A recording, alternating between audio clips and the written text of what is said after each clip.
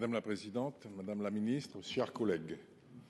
Madame la ministre, la commune de Saint-Élie, en Guyane française, est un territoire de la République.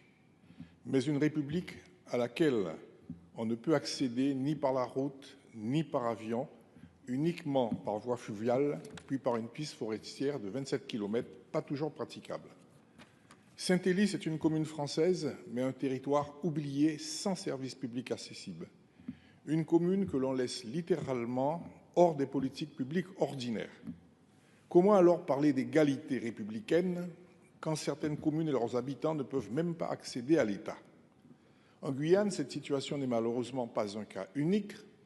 D'autres communes comme Wanari, Saül ou Kamopi, d'autres villages et écarts vivent un isolement extrême, un enclavement structurel qui justifie une action spécifique, ciblée, urgente. Cela n'a rien d'anecdotique, car au minimum 30 000 habitants sont concernés et les conséquences sur la scolarisation, l'insertion professionnelle ou la précarité sont démesurées. Maintenir la continuité territoriale et la présence des services publics, favoriser l'attractivité de ces territoires et le développement économique, compenser les surcoûts et lutter contre la vie chère y sont un défi quotidien que ces communes ne peuvent relever seules sans l'aide de l'État et de ses services déconcentrés.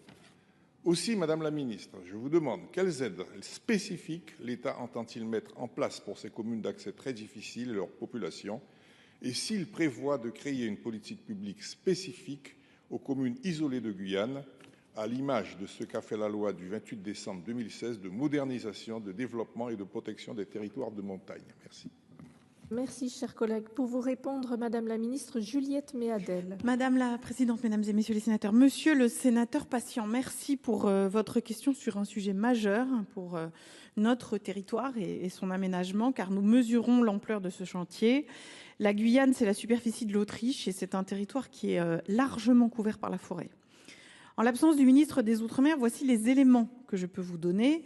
En Guyane, le désenclavement est effectivement la clé de l'aménagement du territoire et cela suppose de simplifier les mobilités, mais également de renforcer les services au bénéfice des habitants pour leur épargner des trajets très contraints. Je veux bien entendu parler de la démarche qui a été engagée par le gouvernement pour améliorer l'accessibilité des services publics dans les communes isolées avec le programme Guyane Accessible, qui a été annoncé par le ministre d'État Manuel Valls lors de sa venue mi-juin.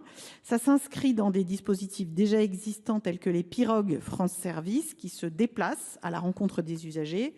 Et puis, je rappelle la mobilisation du fonds exceptionnel d'investissement pour accompagner les projets des communes isolées. Par exemple, je vais vous donner celui d'une subvention de 800 000 € qui a été donnée pour un projet de route sur la commune d'Apatou. La réalisation de ces projets va contribuer au développement de l'activité économique et de l'emploi pour la Guyane. Rappelons aussi que l'État s'est engagé à fournir une contribution financière du dispositif d'aide à caractère social de la desserte aérienne des communes de l'intérieur de la Guyane. Et enfin, s'agissant du désenclavement du territoire, le ministre a rappelé lors de son récent déplacement que pour la route du fleuve, grand projet structurant, la collectivité territoriale de Guyane sera maître d'ouvrage. Je vous remercie.